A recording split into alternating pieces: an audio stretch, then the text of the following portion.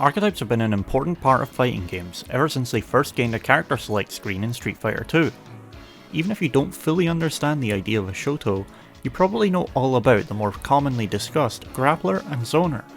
In the 30 plus years since Street Fighter 2, a lot has changed in fighting games, and way more archetypes have sprung up out the woodwork.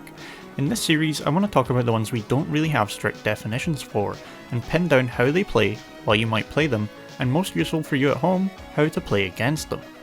Today, we're going to take a look at the highest damage output archetype in fighting games, the OneShot. To be clear, this archetype's name doesn't literally refer to them one-shotting you via an insta-kill move, and instead, they have one shot at one-shotting you. These characters, once per round, can enter a much more powerful state where they can deal anywhere between 60 to 100% of a life bar, and if you're lucky, maybe even 100% of free life bars. Due to how late in a round their power-up becomes available, it's generally intended for these characters to have already dealt the remaining 20 to 40% of necessary damage, with smaller instances that they've dealt throughout the round while they've built up their meter. This essentially means their fighting styles categorised by their mid-round attitude change, going from playing defensive, reserved, and holding on to their resources when they can, only to then go full aggro, spending everything at once and completely maximising on their damage, which gives these guys a bit of a mixed reputation and a mixed set of results competitively too. And much like any archetype that effectively focuses on a single move, there's a broad spectrum of how much this power-up can define them as characters. For example, Soul's Dragon install in Rev 2 is extremely powerful, and you'll see it often, but you won't see it constantly. And yet, while it is the source of the term install for these temporary power-up moves, you will never see Soul referred to as a one-shot character.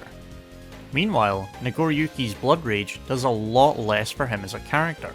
It's a large buff to his range and damage, but Soul's Dragon install massively increases the safety of all of his moves, his damage output, the potency of all of his mix-ups, and it gives him new combo routes. And yet, Nagoriyuki's directly listed as a one-shot character by the game developers, and he's commonly referred to as such a character by the community. So what gives? Well, firstly, Nagoriyuki's a unique case where his power-up is actually a limiter, rather than the goal of his gameplay and his win condition.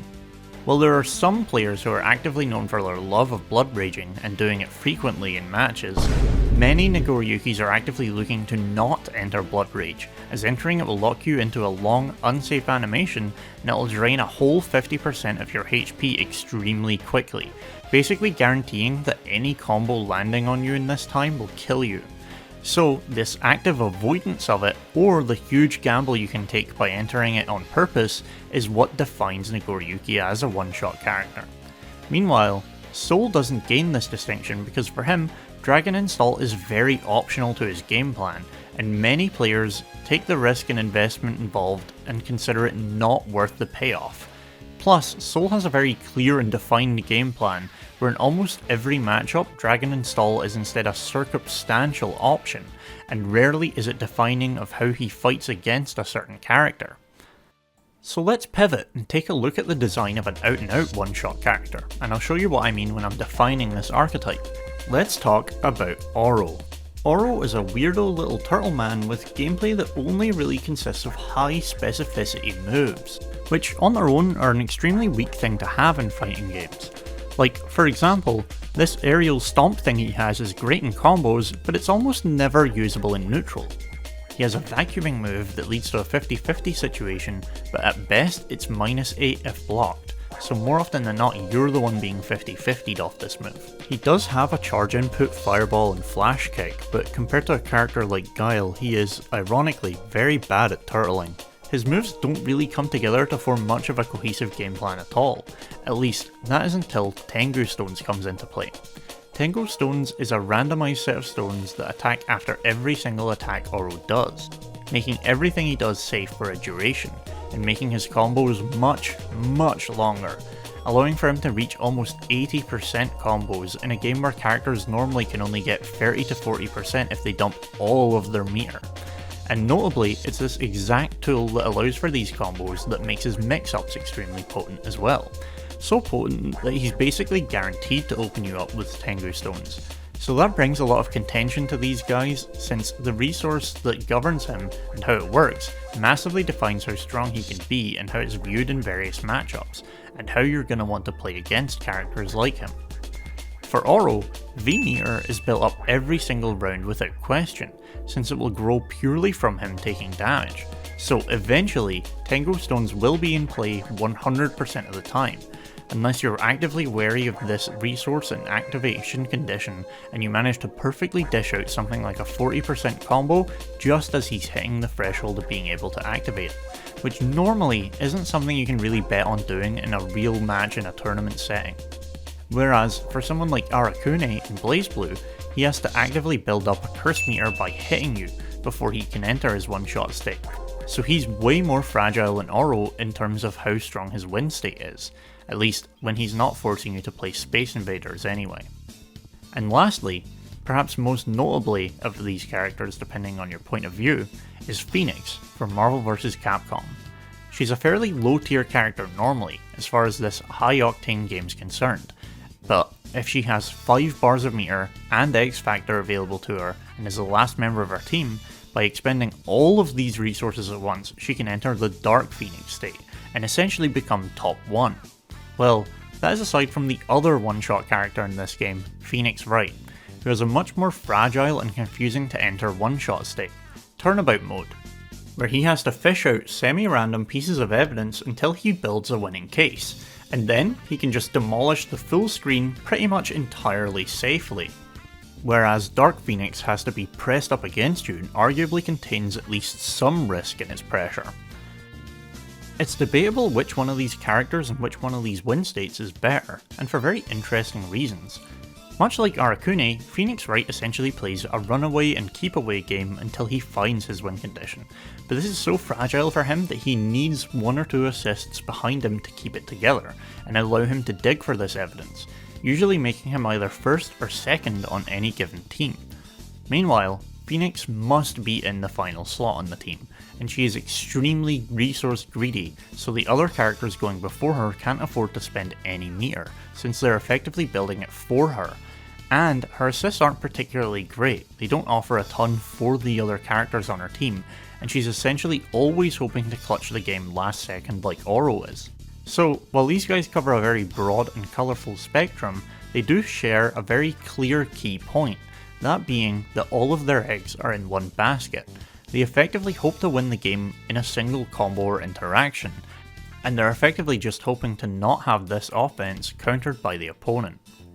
This is where, normally, I'd then discuss who plays these guys, but unlike a lot of other archetypes, the reasons for playing these guys are shockingly broad. Whether you find them funny, have an affinity for the playstyle, have a disdain for or disinterest in fighting game neutral, you're a lab monster, an ultra casual, etc. But the interesting thing of how broad that is for these guys is that I normally explain the who part of an archetype because you need a window into the mind game of an archetype to play against their win states and their mix-ups. But here is a unique archetype where it doesn't really matter. Their mix-ups literally switch from being non-potent and at best being a pitiful form of a fly-swatting, pea-shooting kind of zoning, to then instantly being ridiculously godly. And the best advice I can give you is to crush them early or just hope to interrupt their block strings, because there's no real decent advice I can give you on how to correctly guess right on 7 back-to-back 50-50s that then lead to an 80% combo. So just knowing your best interrupt spaces and best moves for it, and especially having a good grasp of grabbing, is the best thing you can do against their strongest win state. Of course, depending on the character or game state, time scamming and running out their power up is, you can hope at least, laughably easy, at least if you play the right counter character. Or, for the one-shot characters who need to earn their win condition, you tend more often to need to be very belligerent and insistent on offense, and doing all you can do to smother them. Winning fast not only closes out their win con, but it can create a panic situation where it's way easier for them to guess wrong, especially if you're able to set up nasty restands instead of hard knockdowns, since their defense is unilaterally weak, and at best they're going to have a meter reliant reversal. Sometimes it's even better to pick out shorter combos that give more potent knockdowns and try and then reinforce that pressure for further damage opportunities, rather than hoping on fewer, less potent mix-ups with higher damage, as is often the best strategy against any kind of character with less than ideal reversal options. If you're the one playing these guys though, the strategy is fairly self-explanatory. You're going to have to practice your combos, understand your best routes even if you aren't a top tier lab monster, and get that damage out while it's available to you. In neutral, since you're going to be playing Coughing Baby versus Hydrogen Bomb, try not to over-dedicate to anything. While fighting games are essentially defined by the risks you take, and they're inevitable, even just try practicing these characters by playing ranked games and do nothing that isn't guaranteed, so that later you're going to get a good sense for what isn't expected from your character and what risks are valuable and worth taking. I could convert off this anti-air if I dedicate harder to doing it, or I could be stuffing their approaches with this low, etc. For these guys, you're really best playing it like a total robot, and it might be annoying and boring, but after all, it's purely about building and obtaining this resource and then spending it effectively. And since people will always eventually do something, there's a predefined singular answer to, like jumping, throwing a projectile, or DPing, honing your game sense for guaranteed damage is going to help you get out that initial 20 to 40%, so that eventually you'll have a marginally easier time blowing them up with that 60 to 80% combo that comes in later in the round. Before I round this video off with its conclusion, I want to say a quick thank you to my biggest supporter, who all of you can see on screen right now. They've been with me from the very second I monetized, and they've even had a hand in picking out the content that you've been seeing from me lately, via polls on my Patreon and YouTube membership pages. I have more than a few videos ready to go and have been really inspired to double down on YouTube recently, so you can expect some broader topics and longer videos before the end of the year. The OneShot was particularly interesting to me though, and in due time I plan on covering its sister archetype, the Snowball character too. These guys are some of my favourite characters to both watch and experiment with, and there's a lot of overlap between the two archetypes. In the planning phase are videos on a full mystery game review, RPG games and games design in general, and a lot of huge projects that hopefully you guys can all enjoy. And don't worry fighting game fans, while this video is marking a short break from Archetype Archive, the end of Season 1, I have plenty of upcoming videos that you can vote on in the near future, such as how to actually lab, what makes an archetype strong, and what I view as tropes or failures of modern fighting game design. If you'd like to support me, there's plenty of ways right below the video. You can like and subscribe to the channel, join my membership directly, or even just comment your support outright, or any ideas/requests for future videos that you have, and there's a very high likelihood I'll respond to your comment directly, and or it may wind up on a future poll. I take all requests highly into consideration for content, and that doesn't just go for Archetype Archive. My tutorials, reviews, and all sorts of content exist for your enjoyment, so as long as you guys like it, I'll keep making it. That's going to be all for this video, but as always, I'm going to leave you all by saying, stay safe.